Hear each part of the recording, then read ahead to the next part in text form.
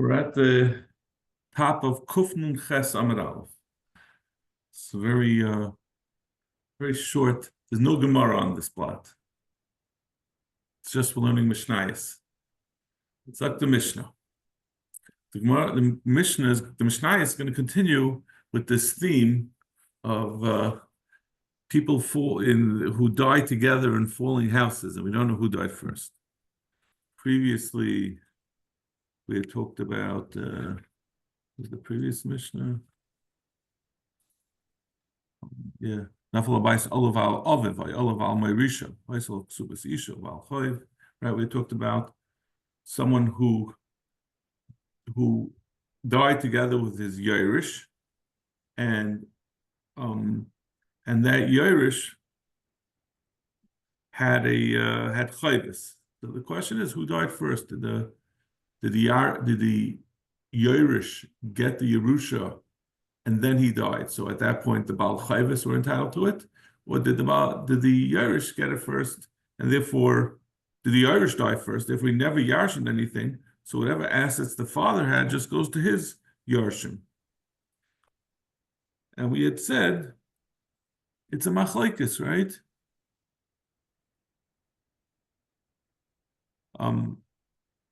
Shammai says you have to divide it up amongst them proportionally, and Beisil said it remains b'cheskasim, and the Gemara discussed what b'cheskasim means. So if it's similar Mishnah, if a man was, inspecting his newly built home together with his wife, and the house fell and tragically killed both of them, we don't know who died first. Yorshe habal imrim isha mesarishin, v'achach mesabal. The Yarshim, the inheritors of the husband, say the woman died first, and therefore the husband inherits her belongings, and therefore we get whatever belongs to her. And the Yarshim of the woman say, no, her husband died first, and the husband dies first. There's no Yerusha Bekever for a husband. His Yarshim don't succeed to his right to inherit. If he's not alive, there's no Yerusha. So he doesn't Yarshin her possessions. So Shammai says it's not, we don't know what happened, and nobody has a stronger chazakah.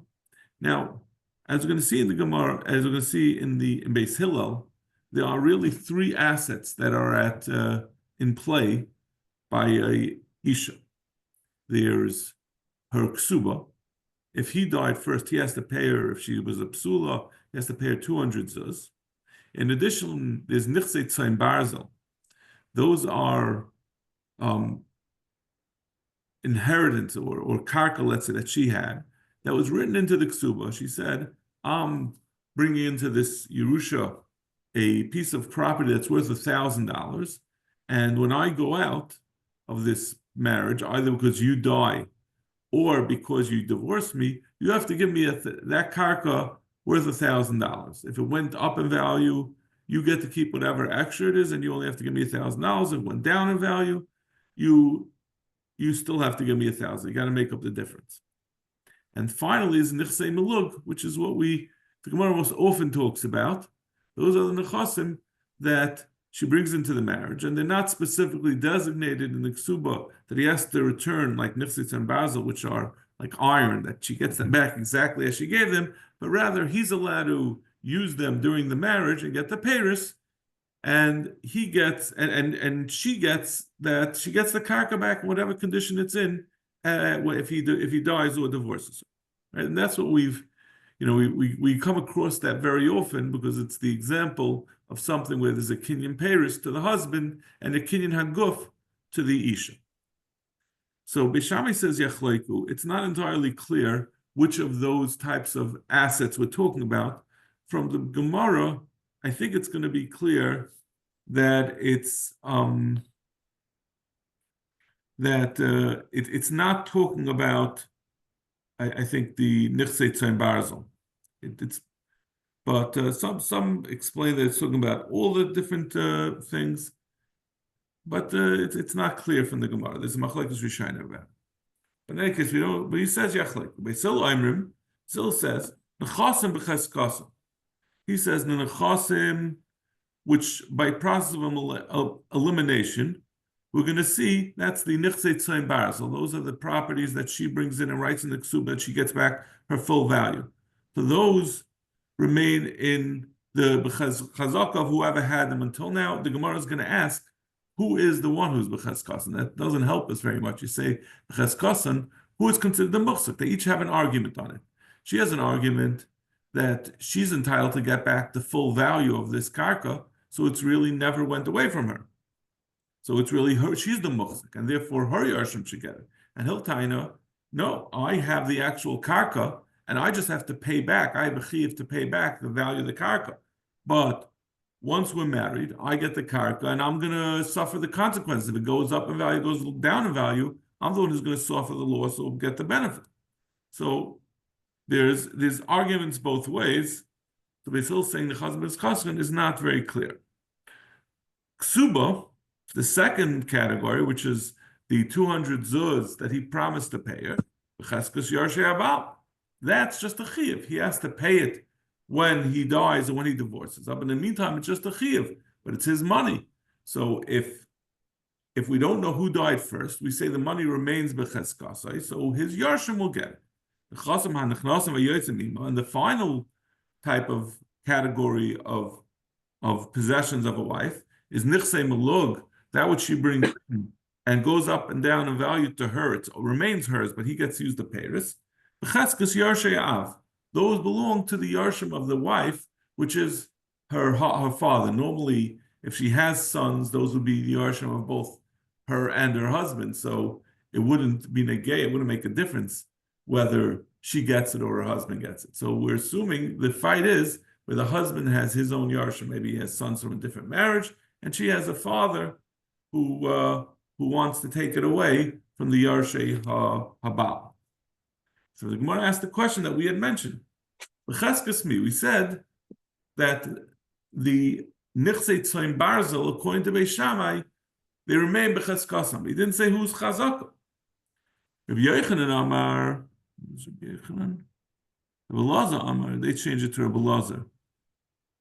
They say the order differently, but let's stick with the Gemara's order. Rabbi Yochanan Amar b'cheskes yarshei habal.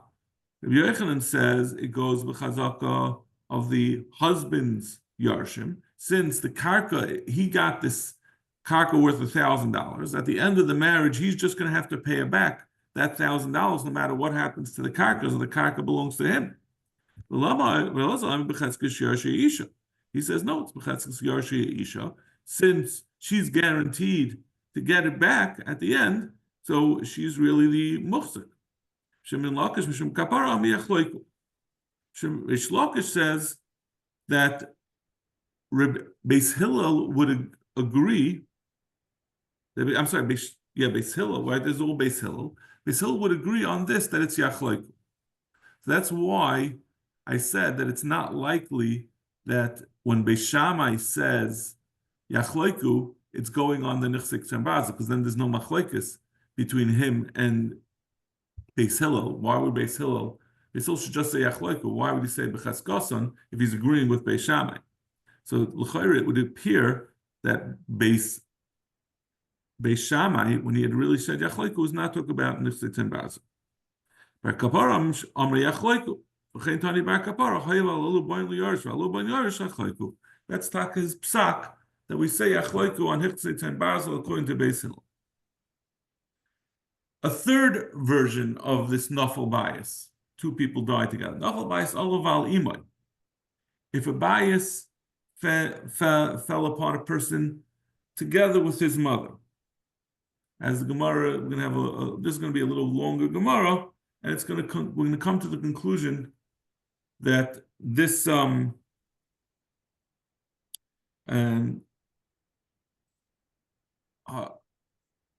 son had no yarshim. This is the only son, and he had no yarshim. Elu ve'elu moedin she'yachleiku. In this case, we had previously the two previous mishnahs. Beis Shammai had said yachleiku, and Beis Hillel had said it goes to the muhsik. Now we're saying that Beis Shammai, in this case, Beis Hillel agrees that's Yachleiku. Amar Rabbi Kiva, ani bezu shanachasim b'chazkasim. Rabbi Kiva says, even though he uses the lashon maida, he doesn't really mean maida. He says that's the lashon.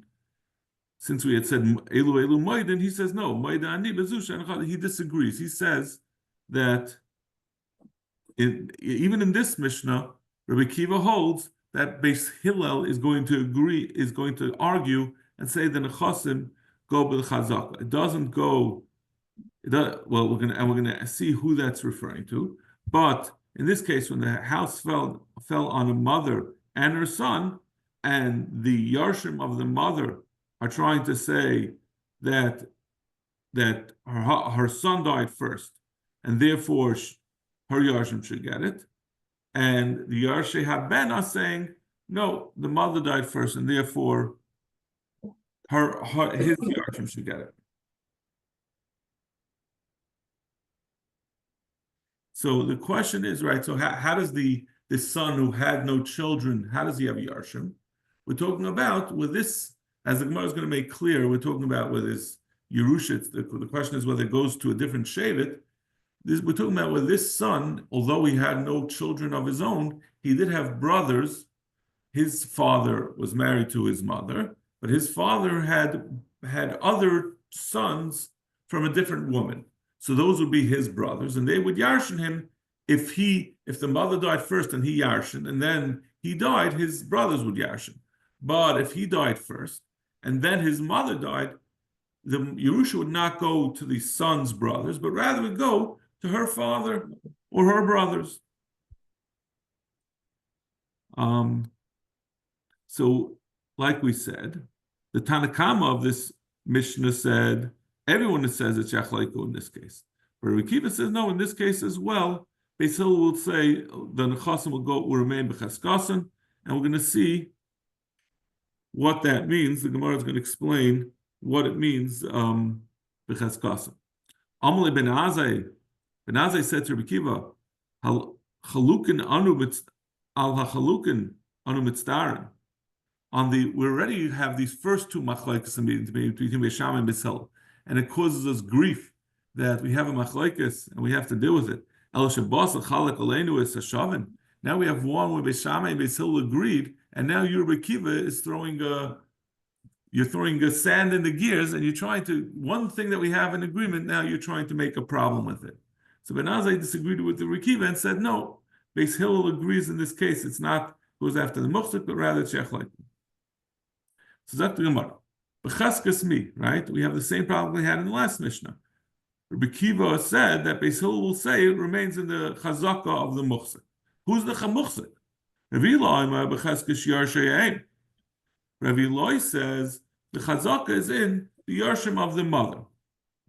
Meaning, since she had this mother had no husband, so she already got her ksuba, she got whatever nechasim she's supposed to get, and she's the only whatever she had was hers. So her yarshim are the mechzakim. The son is trying to say, I was our yarshin. Actually, the yarshim of the son are trying to say, our brother yarshin, and therefore we should get it. The yarshim of the mother will say, no. The chazaka is that they were it was her property. So how could you say that it should go to you? He says no. It's in the chazak of the Yarshei Haben. This was her only son, so he expected. Listen, I'm the Yerush. Someday I'm going to get my mother's Yerusha. So why would we say that it goes to her brothers? He's first in the Yerusha. So the expectation is he's the stronger Yerush.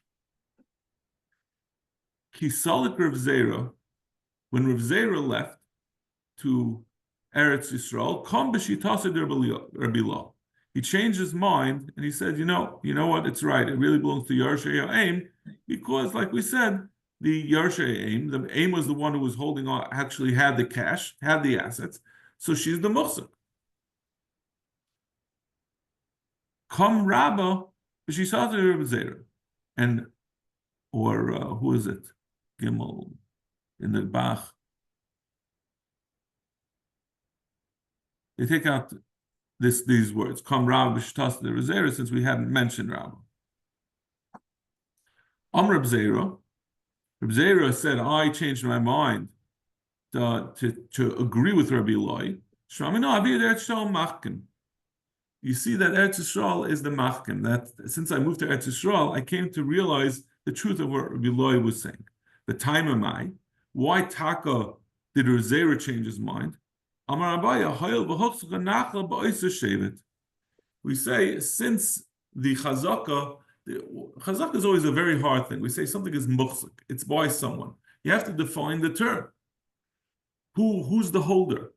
So we say that Rav Zera came to realize, and this is what really the pshat in Rav Eloi was from the beginning, that the way the proper parameters of looking at who the muchzik is look at which shevet had possession. That means the mother was part of a shevet, and if you're going to give it to the son, and he has brothers from the father, meaning this wife's dead husband, could have been from a different shevet. So by giving it to the Yarshei Haben, you're going to remove it from the mother's shevet. That's taking it away from the muhsik. That's one shevet had chazaka on it, and you're giving it to a different shevet. So therefore, we say the chazaka is defined as the shevet that had the prior rights to it. So that means that if both the mother and the son are from the same shevet. That's a good question. I hadn't thought of that. If they're both of the same, but I guess the point is that you're right, but it could be that we make a loy plug, that since there's no reason to expect that the mother and father, that the husband and wife are from the same shevet. So the way the Hilchos Yerusha will work is to give it to the mother so that whoever her shevet is gets it. Now it happens to be it's the same shevet, it doesn't really make a difference. But it's a good question.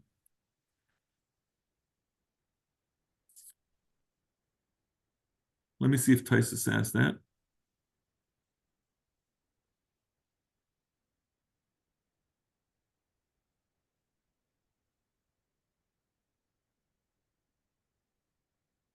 No, I don't see it. Taisus doesn't ask it, but it's a good question.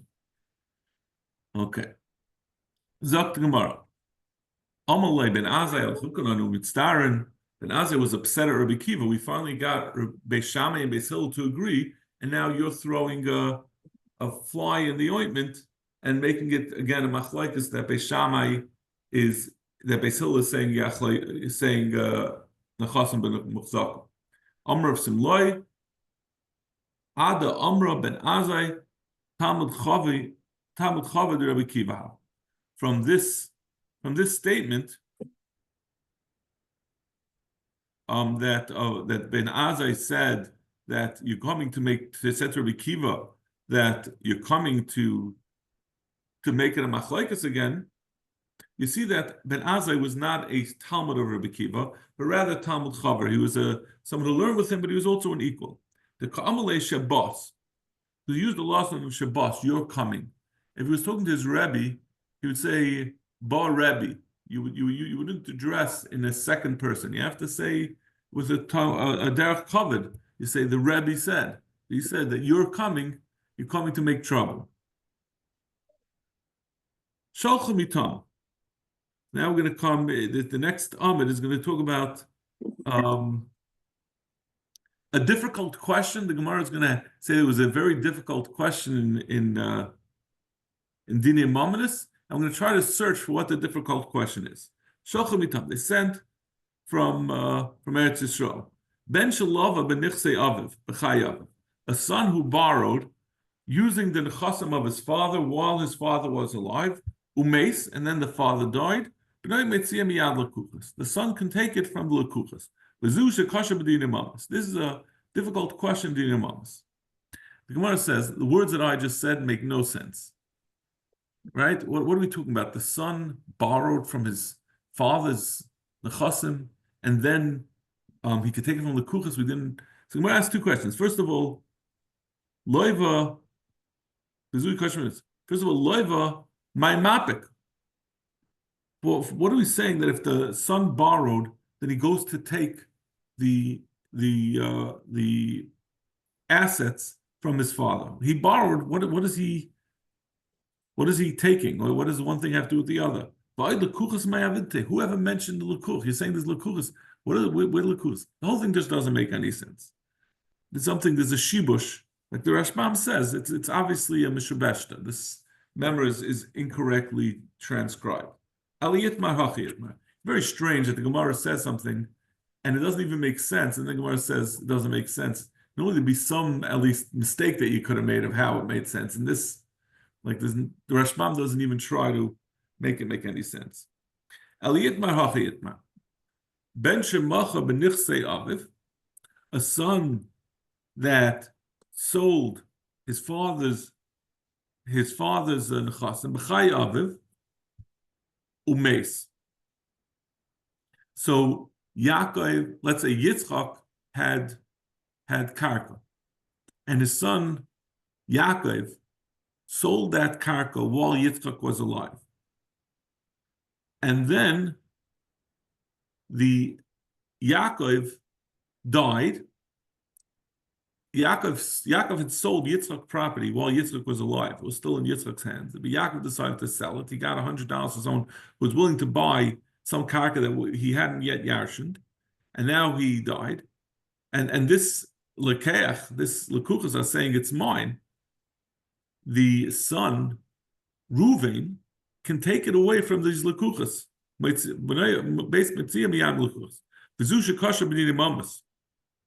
one of the shvera questions.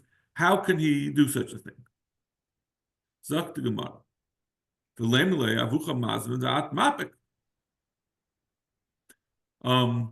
What's shver about it? Why is it shver that Reuven can take it away from the people that Yaakov sold it to? Because the problem is the purchasers will say, your father sold it to us. How can you come take it from us? The Esvar is you're only able to yarshin from Yitzchak when he dies because you're Yaakov's son. You, Reuven, are Yaakov's son, so you're saying you're the Yerush of Yitzchak, but your son, your father, who was the person through who the Yerusha was conveyed, I mean, you're only entitled to yarshin because you are the son of Yitzchak. So how can you go and say that you're disregarding your father's sale? You only were able to yarshin because you were your father's son. So tomorrow, my kusha, he says, no, what are you talking about? It's true that I am my grandfather's grandson because my father was his son. But I'm also just a grandson, and a grandson can be yarshin. It doesn't have to go through Reuven. It doesn't have to go through Yaakov to get to me to Reuven. I was yarshin because I'm his Yerush. I'm the Yerush of Yitzchak. Yaakov is not here anymore, so therefore I yarshin directly. Even though it's true, if I wouldn't have been born to my father, I wouldn't have been able to be Irish. You know what? If I wouldn't have been born altogether, I wouldn't be Irish. It's like if what do they say? If sands were pennies, I'd be very wealthy, but sand isn't pennies. And we bring a raya. Teiduch says takas avisecha yir banecha. Tashimu l'sarim b'chol haaretz. The sons take the place of the father, and therefore they'll become lords throughout the land. But the point is that a son takes over. He takes the place of his av. So even if you have a father who died, his son, the grandson, will take his place and move in to become the Yerush directly of his grandfather. So the Gemara says, so this kasha, this thing that we said was shver, is not really so shver. Because it doesn't make sense why the son can take away from the grandson can take away from the kuchas. The father's sale was irrelevant he yarshed directly from his grandfather. Ali kasha ha kasha. A totally different thing was the shver din in Mamas. Ben Bechar shemachar chelik bechar b'chayav. The son of Bechar, he again, Ruvain was expecting, or Yaakov was expecting to get the chelik bechar that he purchased from Esav, from his father Yitzchak, and he went and sold it. That chelik bechar, that double that a bechar gets, he sold it while Yitzchak was still alive. But then Yitzchak died. Yaakov died before Yitzchak. Reuven, who had expected to get this chelik b'chayra through Yaakov, even though Yaakov sold it, Reuven says, I'm entitled to get that chelik b'chayra. And therefore, his sale was not valid. He died before Yitzchak, and therefore the chelik b'chayra went directly to me. With the same question, because the father was the one who's the purchasers tell him, how can you come? How can you come and take it away from us? Your father sold it. How do you have a right? You are only coming because your father was the bechar, and that's how you're entitled to get the chelik bechar. And if you'll say, like we said before, that he's not coming to say, he says back to the purchasers, I'm not coming for my father. I'm coming because I'm entitled to get the bechayra from my great-grandfather, from my grandfather. So over here they have a better question. If you're saying you're directly yarshaning from your grandfather, you're not the bechar of your grandfather. Reuven is not the bechar of Yitzchak. Maybe he's the bechar of Yaakov, but that's not what we're talking about. We're talking about Yaakov's right to get the bechayra from Yitzchak. Reuven is not the bechar. So my kusha,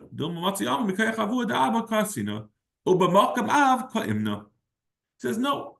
We know the rule is that if a son dies, if a bechar dies, it does get passed down. He's coming.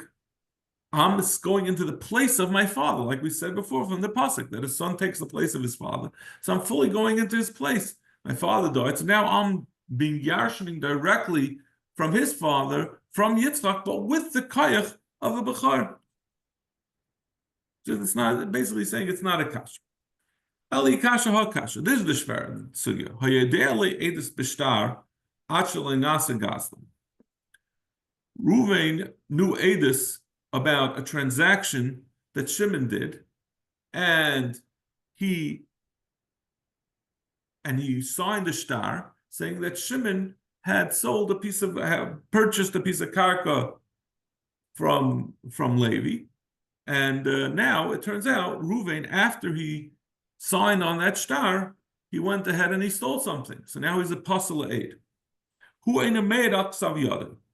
Ruvain, who turned out to be a Gazlan, who became a Gazlan after being an aid on the shtar, he's no longer a kosher aid, and every shtar needs to be mekuyim. You have to certify that the signatures of the Eidim are actually their signatures. Usually the Eidim come in and say, they come to bed and say, this is our handwriting, our signature. But this guy can't be Mekayim his own signature because he's no longer a kosher aid. So he can't certify it. He can't be Mekayim it.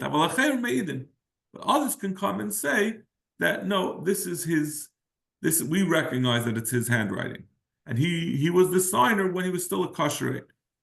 Now, this is not the way it works in the American legal system. Once your credibility has been tarnished, and anything you've done in the past gets re-looked at. Right? You always find with police officers, they find that like they fiddled with something, and they go and they undo the convictions of everyone that was previously that those police officers testified again, which is a little nuts. Anyway. The Gemara asks, how could you believe when some other people say that this is his edus? But it turns out that he can't say edus about it. So how do we know that the edus then, how do we know that he taka wrote this shtar? Maybe it says that he wrote it before he became a Gazlan. But maybe he wrote the shtar after he became a Gazlan. He's a lawyer, this aid. So we don't know when it happened. So even if other people recognize the signature, we don't know that the signature was really written on a kosher shtar, because we can't trust anything that this guy did from this point on. So maybe he wrote the shtar a week after he became a Goslin and signed on it. And even if other people say it's a signature, we don't know that it's a signature on a valid shtar. It's like tomorrow, no, my kusha maybe you're talking about not where he's coming to certify his signature, but rather his signature had previously been certified before he became a Goslin. Bezdin had already said that this is his Savyade, but then what happens is, what Bezdin does, they put their stamp on the shtar and they say this is a good shtar. And now the question is that shtar Bezdin, is that hempik? Can he come and say that the hempik is true, that it really is a certified document? So saying no, others can come and it was certified. So then they're saying that this all happened prior to him being a Goslin. Ali kasha hakash. That's also not a question.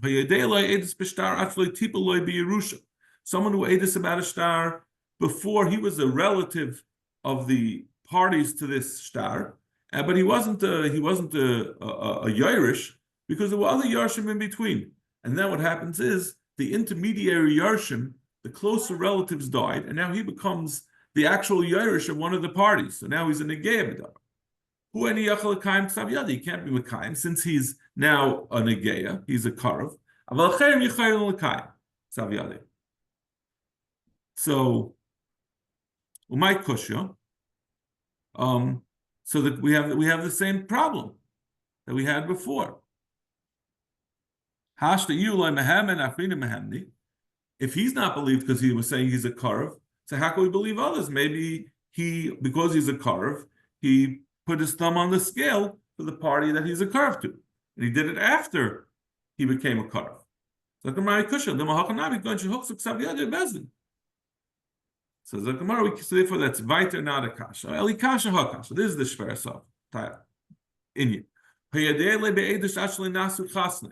He knew edus about someone before he became his son-in-law, the nasachas, and then he became his son-in-law. And therefore, no longer able. He put his signature on a shtar, and now they want to be mekayim the shtar. Who ain't made out ksaviyada? He can't be mekayim his ksaviyada. Avlachem meidin.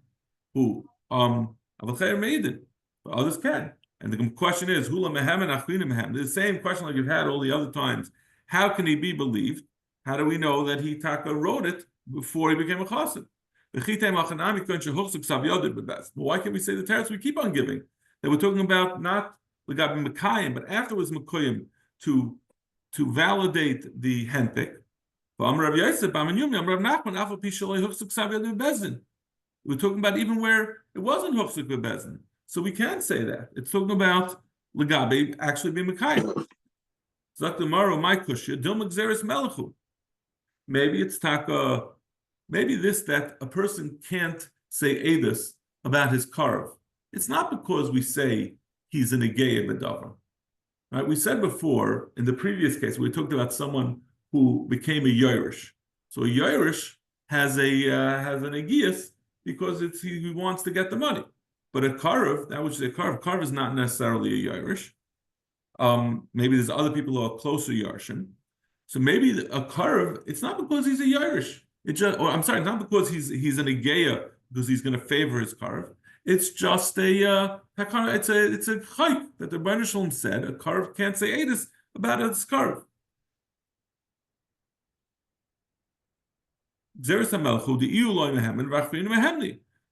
a karv is not believed and others are. It's not because he's going to be mishak, and therefore, even though he later became a karv, there's no reason why others can't be mekayim his signature, because we don't suspect him of lying. So we don't think that he really wrote this star after he became a chassid. Because we're not talking about negias. We're talking about this zeres hakosov that a karv is not believed, and we'll bring a raya that it's true that which a karv is not believed is not a direct consequence of his negias. Would we say that the reason why Moshe and Aaron are not believed about their father-in-law. That's also because we don't trust them. Moshe and Aaron certainly wouldn't lie. Ella, there's some melachushla ya'idu lahem. Like Moshe and Aaron, clearly it's a takanas chachamim. It's a karas. There's a kasav that they can't say edus about their krivim. It's also there's a kasav that they can't say the edus. So this is l'chayra. This is not a shvera question of why they can't say it.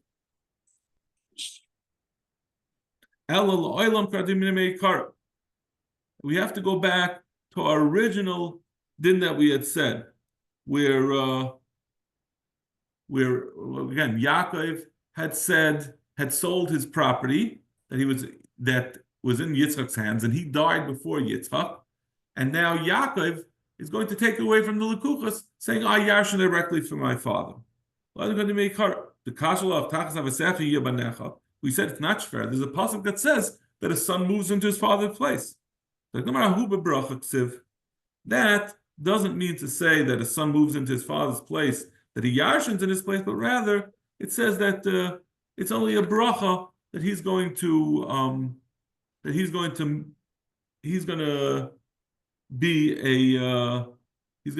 take his place, that they're going to become the lords. It wasn't telling you a halacha. Indian, yeah.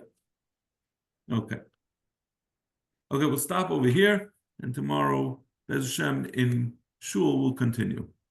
Okay, shkoyach. I think we're only like I don't know, not that far.